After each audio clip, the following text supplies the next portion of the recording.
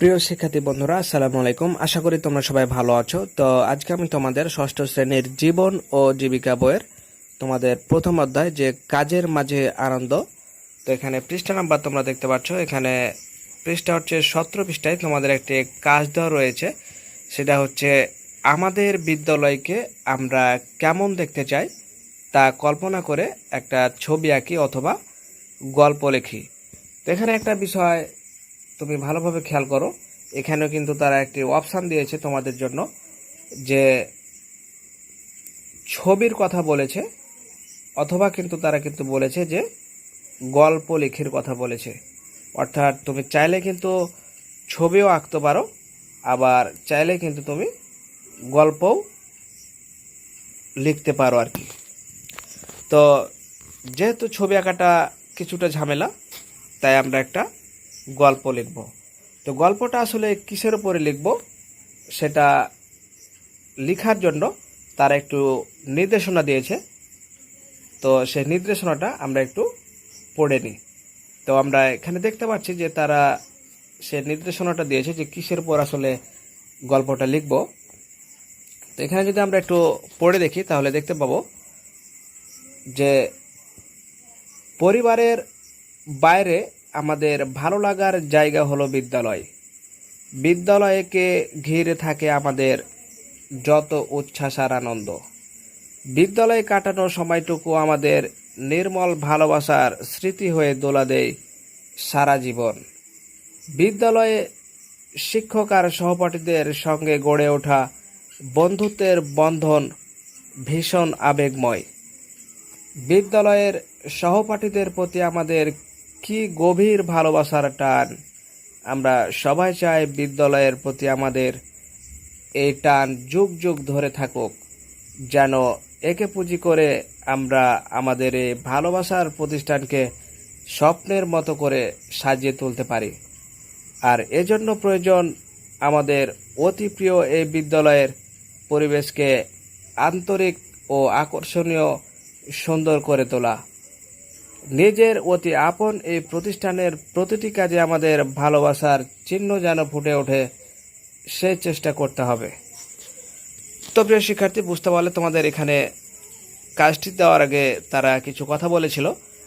তো এখন কিন্তু আমরা সে গল্পটা লিখতে পারবো যে আসলে আমাদের বিদ্যালয়কে আমরা কেমন দেখতে চাই তা কল্পনা করে কিন্তু আসলে সেটা লিখতে হবে। তো চলো যাই, আমরা গল্পটি লিখি। তো প্রিয় শিক্ষার্থী, দেখতে পাচ্ছ যে অতি যত্ন সহকারে তোমাদের সে গল্পটি লিখে দেওয়া হয়েছে। তো চলো যাই, আমরা গল্পটি একটু পড়ে দেখি। তো দেখতে পাচ্ছি যে আমার স্বপ্নের বিদ্যালয়টি হবে সুন্দর পরিপাটি, সাজানো গোছানো। শিক্ষককে নির্ভয়ে সব কিছু বলা যাবে। থাকবে সাংস্কৃতিক অনুষ্ঠানের ব্যবস্থা।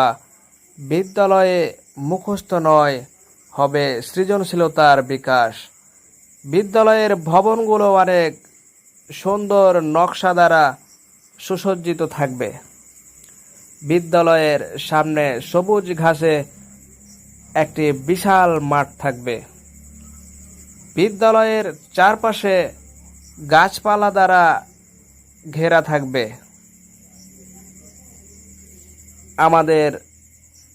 আমরা বিদ্যালয়ের সকল সহপাঠীরা একসাথে হেসে খেলে বিদ্যালয়ে শিক্ষা গ্রহণ করব।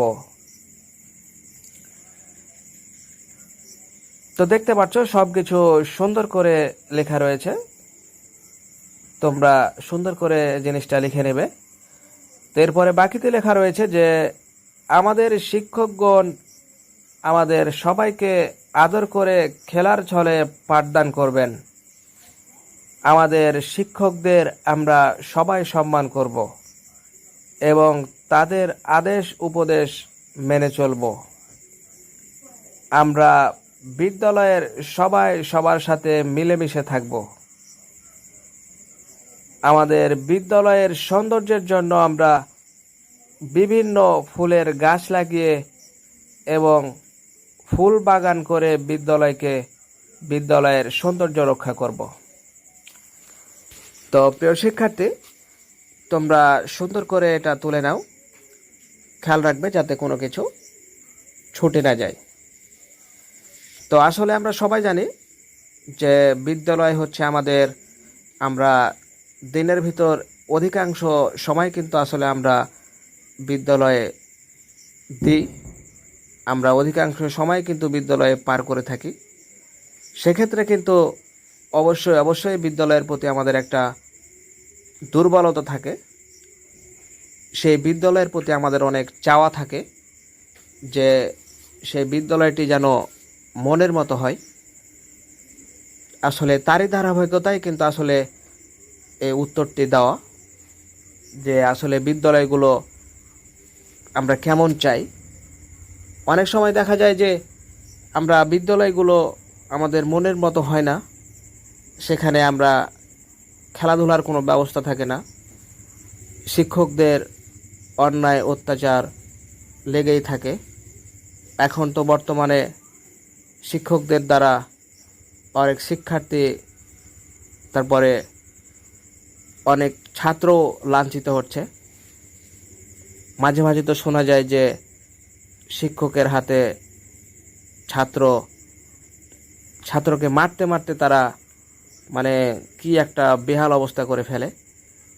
তো আসলে এরকম ধরনের যাতে না হয়, আসলে আমাদের একটা স্বপ্ন থাকে যে নির্ভয় শিক্ষকদের কাছে আমরা যাব, এরকমই আসলে স্বপ্ন থাকবে আমাদের। বিদ্যালয়ের দিকে তাকাতেই যেন আমাদের মন ছুঁয়ে যায়, এরকম কিন্তু বিদ্যালয় আমরা সবাই চাই। তো দেখতে পাচ্ছ যে অতি যত্ন সহকারে তোমাদের জন্য এটা লিখে দেওয়া হয়েছে, তোমরা সুন্দর করে এটা লিখে নেবে। তো প্রিয় শিক্ষার্থী, তোমাদের একটা কথা বলে রাখি, আমরা ক্লাস 1 থেকে শুরু করে ক্লাস 10 পর্যন্ত সকল শ্রেণীর সকল সমাধানগুলো কিন্তু আমরা পর্যায়ক্রমে করে দিচ্ছি। তো তোমরা যদি তোমাদের প্রয়োজনীয় সকল ভিডিওগুলো সবার আগে পেতে চাও, তাহলে চ্যানেলটি সাবস্ক্রাইব করে আজই আমাদের সদস্য হয়ে যাও। কারণ আমরা যখন ভিডিওগুলো আপলোড দিই, তোমরা যদি চ্যানেলটি সাবস্ক্রাইব করে না রাখো, তাহলে সেক্ষেত্রে কিন্তু তুমি ভিডিওগুলো সবার আগে পাবে না। এটাই হচ্ছে আসলে সাবস্ক্রাইব না করলে সমস্যা, এছাড়া অন্য কিছু না। আর তোমাদের কাছে একটা কথা বলা থাকলো যে তোমাদের যদি ভিডিওগুলো দ্বারা সামান্য উপকার হয়, তাহলে তোমরা একটা লাইক দিবে, এতে করে আমাদের পরবর্তীতে ভিডিও বানাতে অনুপ্রেরণা জাগে। এরপরে আমরা আরও নতুন নতুন ভিডিও তোমাদের সামনে নিয়ে আসি, এবং সুন্দর করে তোমরা একটি কমেন্ট করবে, তাহলে খুব ভালো লাগে। তো ভালো থেকো, দেখা হবে পরবর্তীতে নতুন কোনো গুরুত্বপূর্ণ ভিডিওতে। সে পর্যন্ত আল্লাহ হাফেজ।